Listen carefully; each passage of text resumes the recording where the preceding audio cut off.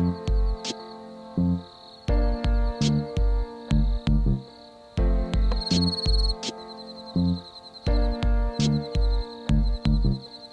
y'all.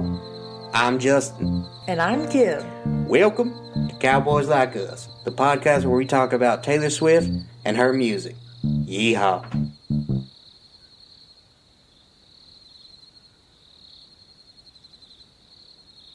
Hello, and welcome back to Cowboys Like Us, the podcast still at war with the state of Louisiana, because they will not listen to this podcast.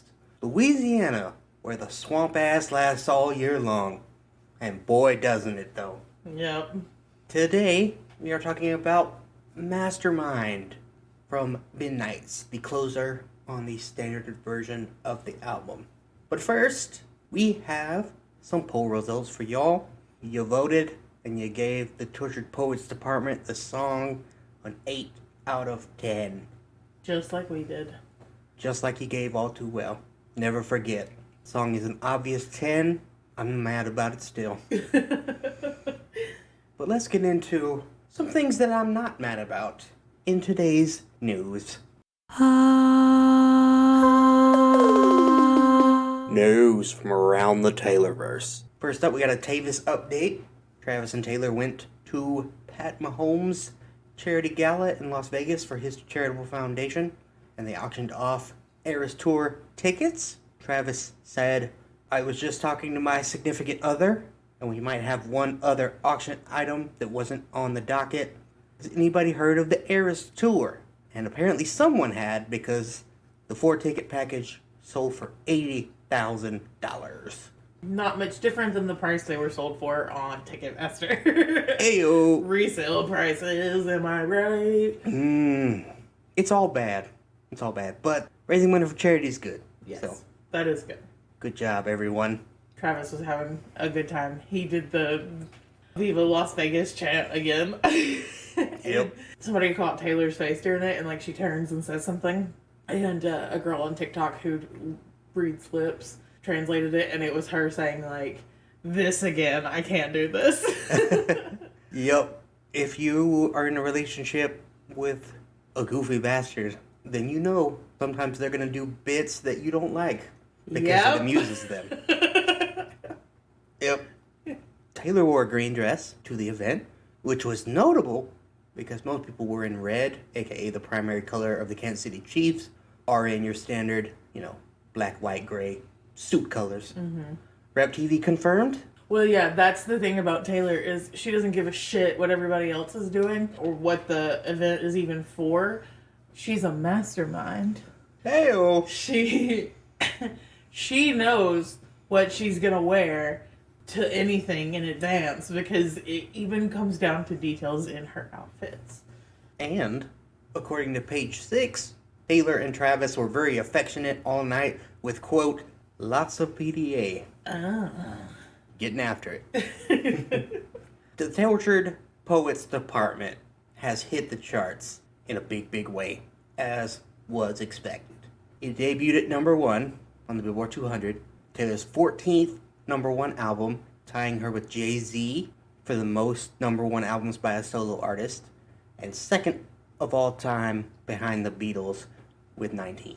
It moved over 2.6 million total units, physical sales, digital purchases, and streaming equivalent units. It had over 891 million streams as an album, the biggest streaming week for an album ever.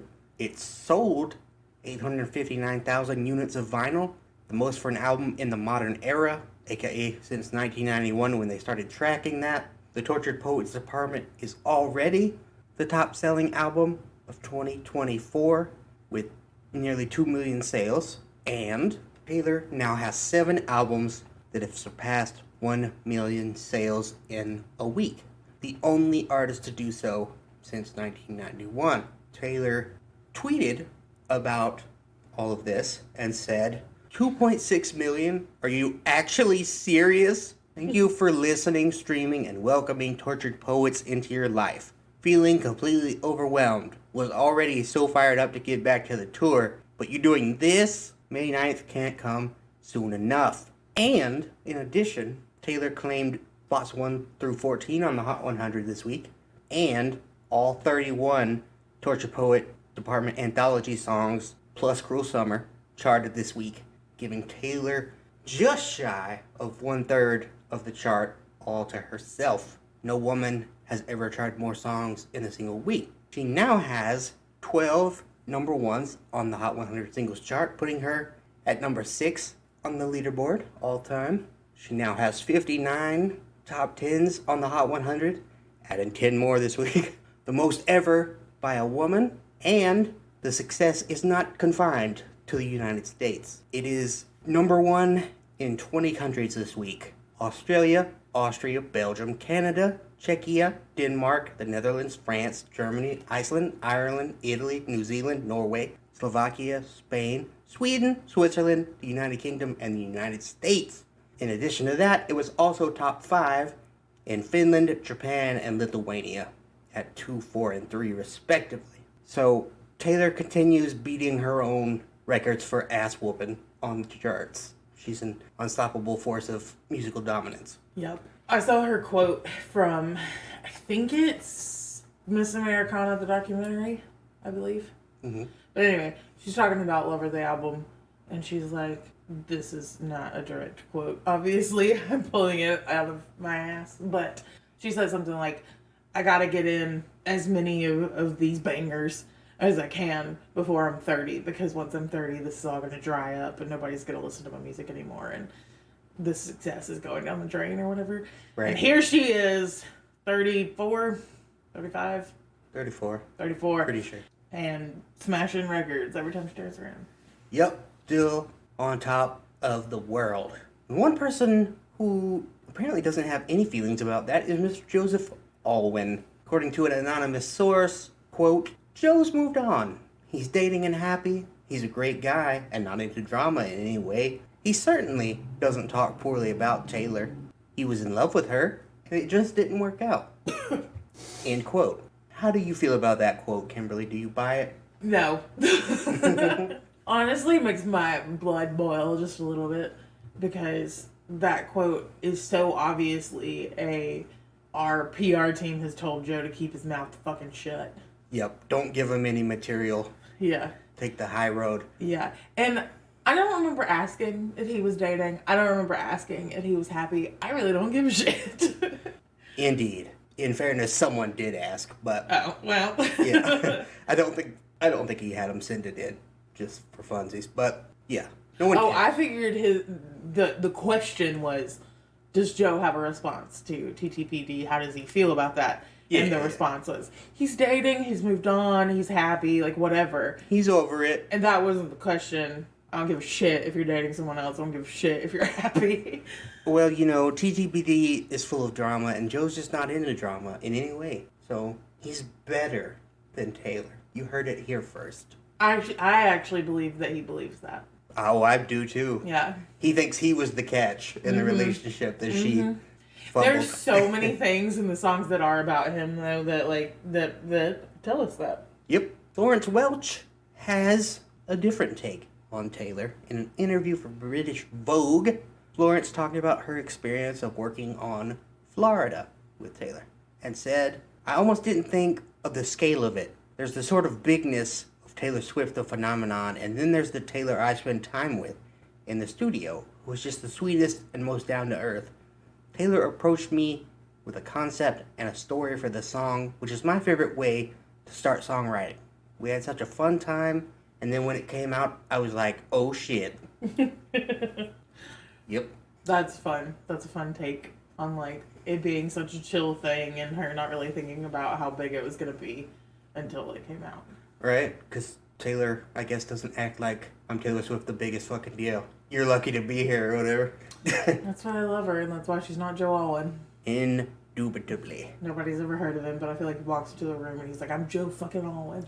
Speaking of people who think they're important, Universal Music Group and TikTok have reached a deal. Finally. Yup. After their months-long public spat over royalty fees, they worked something out. Taylor, as we talked about, had gone back onto TikTok unilaterally on April 12th, 2024. Something she was able to do we speculated because she, rather than Universal Music Group, owns her masters from Lover to the Tortured Poets department. So she can just say, well, I'm putting them back on there because I own them. However, that's no longer a problem because everybody's back now. And according to Lucien Grange, chairman and CEO of Universal Music Group, the new deal focuses on the value of music, the primacy of human artistry, and the welfare of the creative community. We look forward to collaborating with the team at TikTok to further the interests of our artists and songwriters and drive innovation in fan engagement while advancing social music monetization.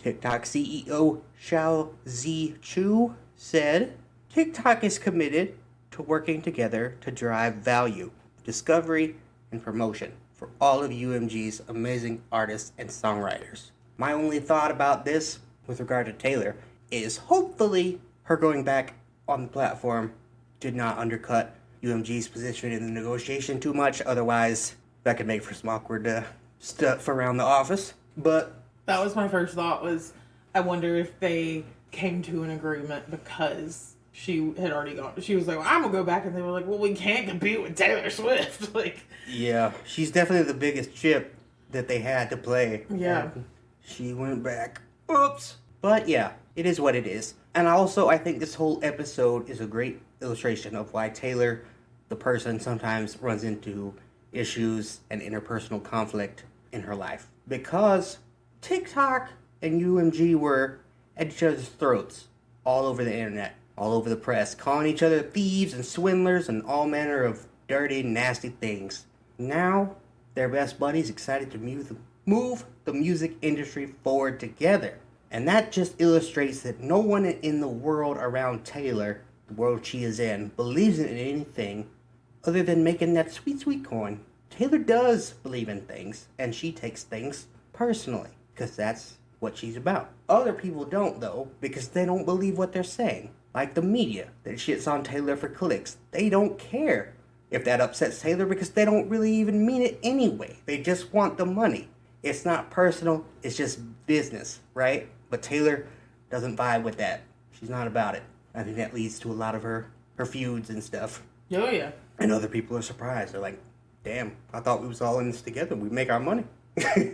Somebody who does appreciate Taylor is Emily Blunt, who said that she 100% identifies as a Swiftie. When asked what her favorite Taylor Swift song is, she said that Cruel Summer is definitely up there. And Emily's kids are also Swifties, and they got to meet Taylor. Emily said she's the nicest. She was so nice to my kids. My oldest kid has just cut all of her hair off. This very short haircut that she was very self-conscious about. And Taylor Swift goes, God, look at you. You're just this 60s beatnik cool kid. I love your style. I thought my child was going to faint. It was the best thing anyone's done for my child. She's very cool. Well, that's nice. I love Emily Blunt. Emily Blunt is cool. She is a wholesome little bean. Love her. Yep. She and John Krasinski both. Love them. Hashtag goals. And Taylor's nice to children. Who knew? That's good. That's good. Taylor Swift, noted friend of children. On to Chart Watch. And we have a lot of things to talk about. Ooh, boy. Yep. On the Billboard Artist 100, Taylor stayed at number 1, obviously. On the Hot 100 Singles Chart, Fortnite debuted at number 1. Down Bad debuted at number 2. I Can Do It With a Broken Heart debuted at number 3. The Tortured Poets Department debuted at number 4. So Long London debuted at 5. My Boy Only Breaks His Favorite Toys debuted at 6. But Daddy I Love Him debuted at 7. Florida debuted at 8. Who's Afraid of Little Old Me debuted at 9. Guilty as Sin debuted at 10. Fresh Out the Slammer debuted at 11. Lommel debuted at 12. The Alchemy debuted at 13. Hey! The Smallest Man Who Ever Lived debuted at 14. Then, finally, there were some non-Taylor songs, but we're not going to talk about them. And then, at 20, I Can Fix Him No Really I Can debuted. Clara Bow debuted at 21. Thank You Amy debuted at 23. So High School debuted at 24. The Black Dog debuted at 25. I'm Gonna Get You Back debuted at 26. The Albatross debuted at 30. Prophecy debuted at 32. I Hate It Here debuted at 34. How Did It End debuted at 35. Chloe or Sam or Sophia or Marcus debuted at 36. I Look in People's Windows, Taylor's Admission to Crimes, debuted at number 39. It's not a crime to look at people's houses. Well, that's true. If you could see in from the street, it's not. Exactly. That's what I've been saying. Cruel Summer dropped 28 spots to number 41. Taylor on Taylor Violence, When Will It End? Cassandra debuted at 44. Peter debuted at 46. The Bulger debuted at 47. The Manuscript debuted at 51. And Robin debuted at 55. I like how we've collectively decided that Robin is a big old question mark for all of us. Yeah, it's just a weird vibe. Yeah, it's the bottom. It's still 55 because it's Taylor and it's gonna be high, but that's right. It's just a big old question mark. It means there's 45 songs below it, plus every other song ever made below that. Right. So, still pretty good. Yeah, I would still choose to listen to it over some other stuff. Yep. On the Billboard Top 200 Albums chart, Tortured Poets Department debuted at number 1. Lover is up 1 to number 10. 1989 TV up 1 to 14. Midnight's down 1 to 15. Folklore down 2 to number 22. Hey! Red TV down 14 to number 54. Evermore down 11 to 55.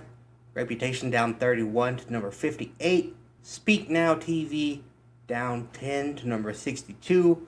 Fearless TV down 9 to 84. And 1989 Stolen down 33 spots to number 139. Better. Yep. It's better. It was not as I thought might be the case. I thought perhaps the rising tide would lift all boats, but instead, Tortured Poets Department sucked up all the listens this week. Yeah. So basically everything else fell off a cliff. So that's fun. I can only assume I can only assume that Lover rose and as high as it is because people are comparing the songs. Because we don't have rep yet. Yeah. And Cruel Summer's still on the singles chart, so it's lifting it. Yeah, for sure. So just by itself. Yeah. This point in the episode, we would go to Kimberly's Clown Corner if she had one, but as predicted, she has not. Guys, I have a baby. These weeks go by fast. I have a baby too, but you don't hear me complaining about it. Mm-hmm. I'm not complaining. Just saying he's more important than Clown Corner sometimes. Yep. George's, I don't know. I don't have a joke for it. I should have thought of one before I said anything. Oops. Let's move on. Boy. Whoop whoop. Let's move on to our song of the week. Mastermind was originally released on Midnights back in 2022. 2000? 2022. We were all much younger then. It was written by Taylor Swift and Jack Antonoff and produced by them as well. It peaked at number 13 on the on the Hot 100, and it was certified platinum in Australia, gold in Canada, and silver in the UK. What has Taylor said about this song? Mastermind is a song that I put last on the album because I'm really proud of it. And I love that. When we were making this song, we wanted the verse to sound like romance and this sort of heroes type of soundtrack. And then we wanted the chorus to sound like a villain has just entered the room. The idea that you're flipping this narrative and you have been planning and plotting things and making them look like an accident. And I think that's sort of an inside joke between me and my fans, that I tend to do that. And so this song is the romantic version of that. I thought, wouldn't it be fun to have a lyric about being calculated? And it just reminded me of the kind of thing that you can do with really close friends. Whereas if it was a new relationship, you might not be able to dare to suck. Like, just try some weird shit, because every once in a while, when you really throw yourself out there, you actually get the stuff that is the most brilliant. So that second quote about doing it with really close friends, dare to suck, is a comment on how she felt comfortable exploring different themes with Jack Antonoff because they've worked together a long time. Gotcha. Daring to suck is a sports thing, you have to suck before you can get better, right? So you practice, and then one day you don't suck. If you worry about sucking, you'll never practice and you'll never get better. Let's move on to the critical reception. Do the critics enjoy this song? Well, the LA Times said this song is one of the highlights of Midnight's. Swift paints an indelible picture. NME called it Swift at her most candid, taking us through the sorts of revelations that only come to light or can be vocalized in the wee hours. Haste said gratifying when she tells you she's a Mastermind believer. Esquire called it breathtaking. Beats Per Minute said the record's defining statement. It's self-psychoanalytical and opens a lot of boxes. Vulture called it a joking, but not really, examination of her obsession with control. Is it parody masquerading as confession, or confession masquerading as parody? All I know is there are a few moments on Midnight's more cathartic than when the synths hit in the pre-chorus. And Billboard said originally constructed and brilliantly self-effacing. Yep. So, pretty positive critical reception. What about the fans? Do the fans enjoy it? Rob Sheffield B-Boy Rob! ranked it number 72 out of 274. Pretty high. And he said, the flip side of Enchanted, in this story, Taylor is the chess master of love, plotting out every move in advance until her prey falls right into her logical trap. Love how she says, checkmate, I couldn't lose. Since Taylor recently revealed that the final scene of her All Too Well short film was inspired by Barbara Stanwyck in Stella Dallas. Mastermind could be Stanwyck in The Lady Eve as the grifter, scheming to destroy Henry Fonda's life. The Swift-Stanwyck connections go so deep. I don't know who Barbara Stanwyck is, and I haven't seen any of those films, but Yeah, me either. Rob has, because he's a man of culture, and he likes to let you know that subtly throughout his list. Rob's the best of us. Indeed. On r/Taylor Swift, the mediumist of us ranked it number 10 out of 20 on Midnight's. Alright, let's just jump into the lyrics. Verse number 1. Once upon a time, the planets and the fates and all the stars aligned. You and I ended up in the same room at the same time. So coincidence puts the partner in Taylor's line of sight. Because, of course it must. She can't control that part. But, after that, it's going to be all her, as we will see. My question to you, listener, is does Taylor believe in astrology? Yeah, I think so. She references it A lot. sporadically. Mm-hmm. Yeah. I don't know that she's ever talked about it directly, but yeah, there's a lot of lyrics and a lot of other little things Yeah. that she does that makes me think she believes in astrology. I always wonder how much thought people actually put into it. Kind of like a fortune cookie. Some people put a lot of Well, stock some into people do. it. Yeah. Yes. But I pop a fortune cookie open. Yeah. It says something, and I kind of go, ooh, maybe it's talking about this or whatever. But I don't think it is, because it's a cookie, right? Right. But it's fun to pretend it could be. So is that what astrology is for most people? I like to think so. I don't think people are dumb enough to think it's a real thing that happens. Anyway, if the pod Making gremlin people were here- mad. if the pod gremlin was here, they would be angry and have some astrology takes and say classic Aries that I It is classic Aries. see. Yep. My Super aggressive. my Mercury's in Gatorade. Well, I don't know if it is anymore, but it was. Yeah. Yeah. Pre-chorus 1. And the touch of a hand lit the fuse of a chain reaction of counter moves to assess the equation of you. Checkmate, I couldn't lose. People are like math, right? According to Taylor in this song. You just have to figure out how the numbers fit together. And then you can understand a person. Very analytical. Wants to break them down and understand how they work. Relationships, according to this version of Taylor, are like chess. Moves and counter moves designed to reach a certain outcome. Checkmate, namely. I can play chess. I know how it works, and I've played, but I'm not very good at it because to be a great chess player, you have to be able to think basically from your first move to the end of the game. The best ones can. right? I'm going to do this, and then they're going to do this, and then I'm going to do this, all the way through. I can do maybe like 2 moves ahead, which is not good enough to win much. So I'm a checkers kind of lady. But Taylor can think all the way ahead because she's a mastermind. And this seems to suggest that Taylor takes a very analytical approach to love. Perhaps because of the fact that love is so powerful and, in a way, it's very mysterious, right? Taylor wants to understand it so that she can then control it and never be hurt again. Because to this point in Taylor's life, right up until hopefully her relationship with Travis, she has misunderstood it every time because it has not worked out, right? But on some level, she has failed to get the equation right. Yeah. But she's still working on it.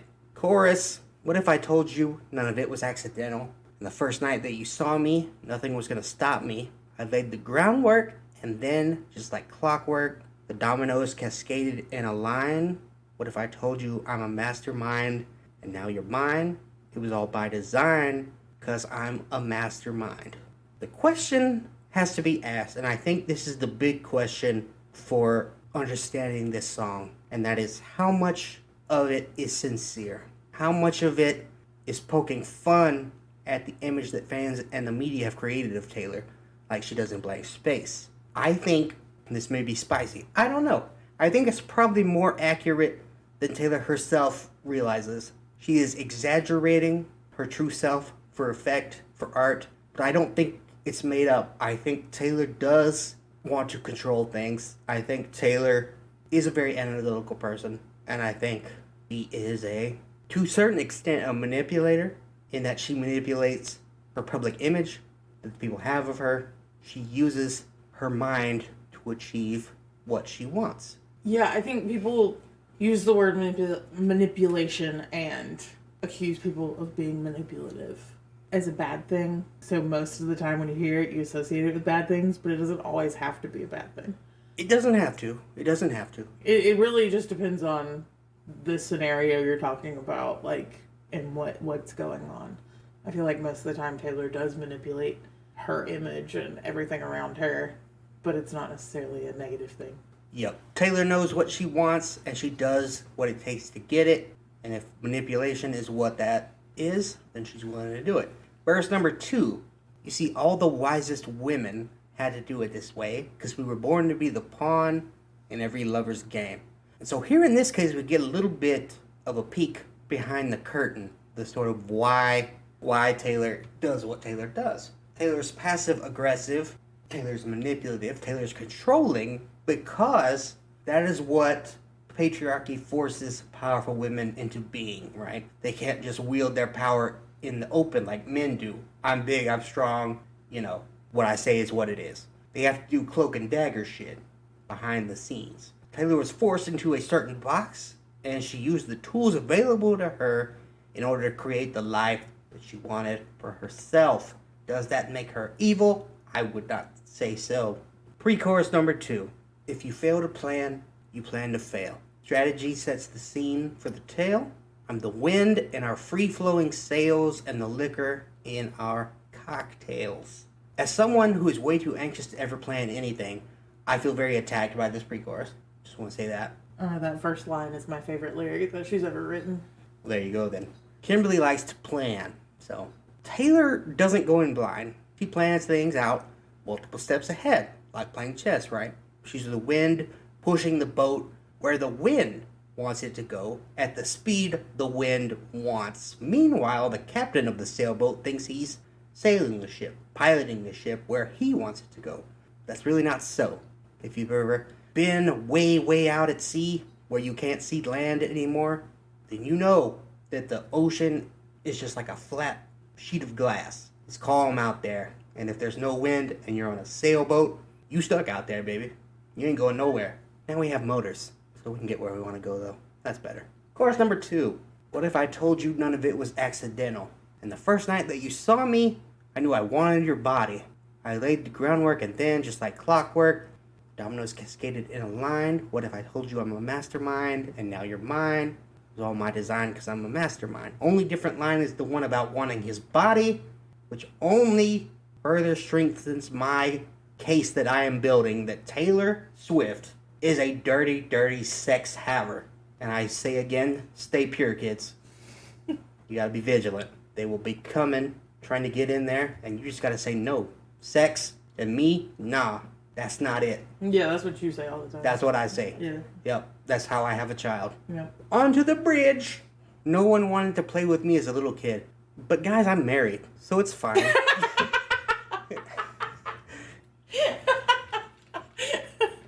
No one wanted to play with me as a little kid.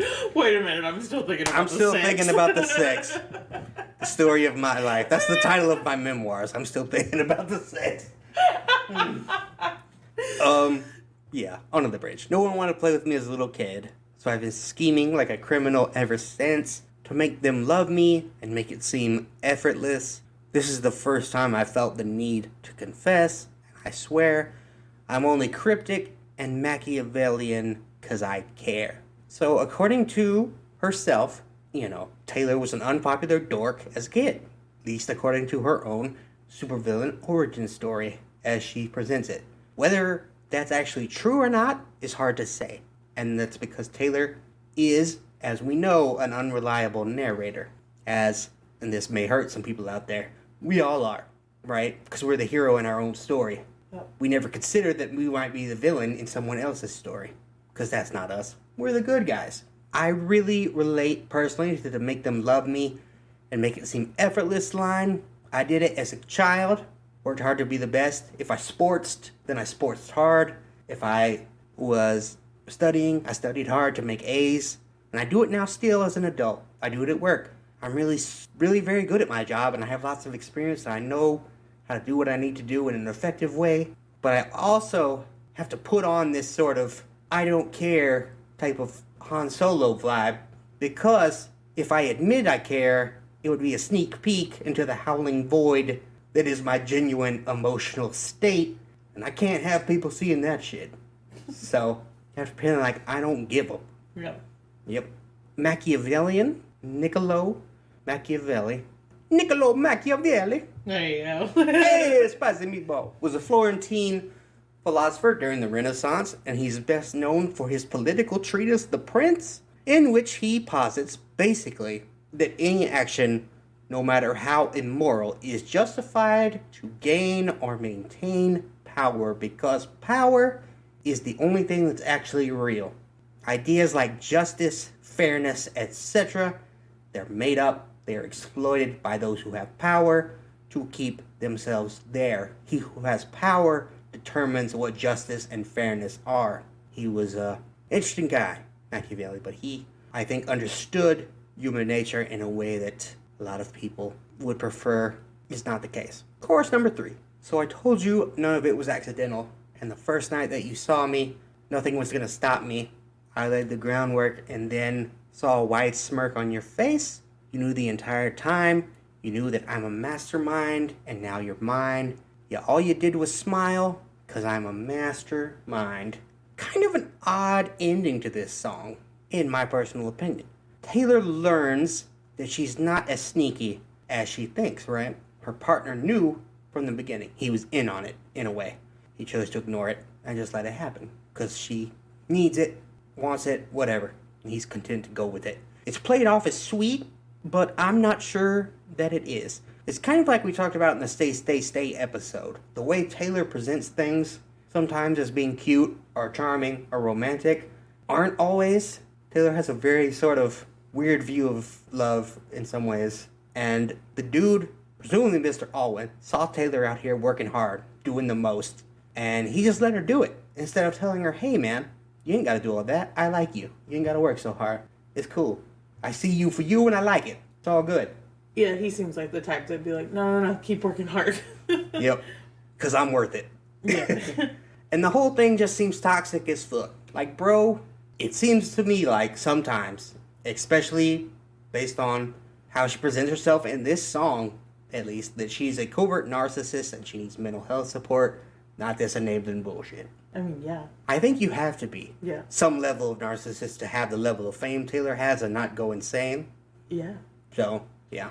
All celebrities are narcissists. Yeah. You kind of have to be. Yeah. Let's get Doesn't mean you're a bad person. Yep. Let's get in. What do you do with your narcissism? That's the thing. How do you use it? Because if you are a narcissist, but you are not hurting anyone else, and you're using it for your own, you just think that, like, big of yourself, but you're not harming anyone. Mentally, physically, emotionally, whatever. Then I think you're fine. Sure. Yeah. You just use it to take over the world and acquire all the power for yourself. Yes. Charmingly Machiavelli. On to our overall thoughts. Kimberly, what do you have? This song, like I said, is such a vibe. I said my favorite line, if you fail to plan, you plan to fail. That is my life motto. Right. This song, as soon as I heard it, the first time, I knew it was not about a relationship, but about, like she said, all of her nonsense that she leaves for us clowns in the world. Winking at the fact that, like, she puts years of effort into laying clues for bullshit just to make us lose our minds. And that ending, I think, is a wink at, like, as we figure it out, her watching us, knowing that we're correct and that we've caught on to her little Easter eggs, but she doesn't say anything, Right. So anyway, I think as a clown myself, I think the song is fun. And I like that she admits to being a psycho. Yep. I don't know, honestly. I think how much you like this song is going to be influenced by 3 questions. Number 1, how genuine is Taylor in this song? Is she presenting herself as an accurate representation of the way she perceives herself?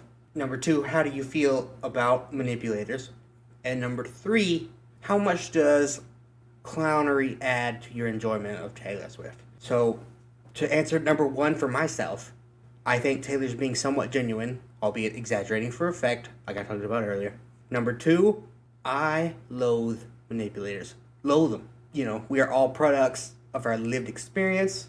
I've known some manipulators and I can't abide it.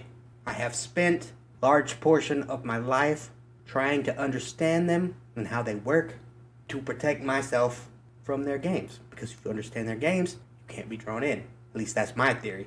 So I read a lot about cult leaders and I read about genocides because, genocides don't just come out of nowhere. A lot of manipulation goes into that. Yep. And, con men. How do they do what they do? Because I want to understand it. But I don't understand it and I still don't like it. If you are out there and you would like to understand them, you should read The Prince by Machiavelli for sure, because he has some good insights. But even then, you still won't know everything, and that's going to bug you if you're like me. And then 3, how much does clownery impact your enjoyment of Taylor Swift? It doesn't for me. It's a nothing for me. I do not care. Like, she's a music artist. She's going to put music out, and I will listen to it, and I will enjoy it, usually, or not. That's all I really need. I don't need to know, solve this puzzle, and you'll know when it's coming out. I don't care. It'll be out sometime. I love that aspect of it. There are plenty of other artists that I follow, like Taylor, that I enjoy their music, that they don't do that kind of absolutely. stuff. And it doesn't, make me like them any less. I'm not like, I wish they did this. I'm like, well, they just don't do that. That's not part of their, like, fan culture. They just kind of put the music out, and it is what it is. But I think that's why I'm so deeply a Swiftie, is because I love a little puzzle. I love a little thing to solve. Yeah, and I think that's fair, absolutely. And that's why I think it will affect how you like this song. Because if you are a big-time clown, then you live for Taylor and her Mastermind shenanigans. Whereas if you're like me, it's just kind of like, whatever. It's a thing that happens. It does not add to my enjoyment, so whatever. Right. This feels like a song for me. Yep. Consequently, while I recognize the artistic value of this song, I don't like it exactly. I think it is an interesting character study of a covert narcissist. Whether that applies to Taylor or not is open to interpretation. But I think the Taylor, as she presents herself in this song, definitely is one. I think Jack's production work is pretty slick on it. But, as in all of her music, Taylor is the protagonist. And the Taylor that she presents herself as in this song is not really someone that I can root for. I don't like this version of Taylor, so not really here for it. Let's get to our ratings, shall we? For anyone who may not know out there, we rate every song on a 1 to 10 scale. 1 is very bad, 10 is very good, and 5 is very mid. Kimberly, how do you rate Mastermind? It's a 7 for me. Like I said, it feels like a little song she wrote for me personally as a clown. I like this song. I don't think it's a perfect song in any way, shape, or form, but it's not a skip for me, for sure. And I think the vibe of the whole song is fun. It's not booty shaking, but it's sort of like a little booty popping, you know? Well, there you go then. Booties aside, I rate it as a 6. In our scale, obviously everything above a 5 is good. And so 6 is the lowest possible I could rate this song, because I do think objectively it is good. I think it's well constructed. I think it has artistic value. But it's really not my vibe. It's not for me. Respect to anybody who loves it. But it's just alright for me, dog. So I'm gonna give it a 6. If you would like to tell us how you rate the song, you can do it on Spotify. There's gonna be a poll in the episode description. And you can also vote on our various social media platforms. Kimberly, what are we on? We're on Instagram, we're on Threads, TikTok, YouTube, Eliminate. Am I missing it? Patreon. Yep. I think that's all of them. I wasn't paying attention, so probably. Great. I think that's all of them at CBLU_podcast. Woohoo! And we will be back next week to talk about another song. What song are we talking about next week? Timeless. That's right. Timeless from the Speak Now Vault.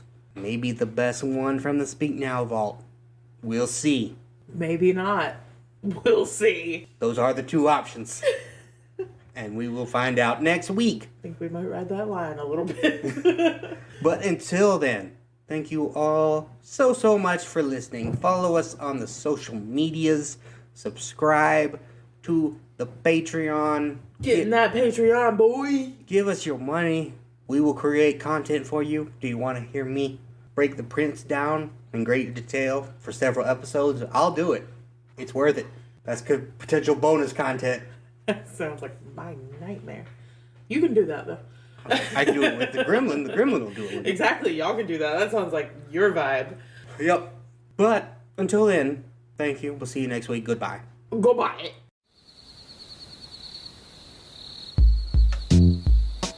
Pod Gremlin Maybe here. Thanks for listening to Cowboys Like Us. Follow us on all platforms at CBLU_podcast. You can find us on Instagram, X, the zombie Twitter, TikTok, and Threads. We're now posting our episodes on YouTube. Head over there and like and subscribe. All of these links can be found in our link tree in the episode description. Thanks for supporting the pod. Y'all come back now, you hear?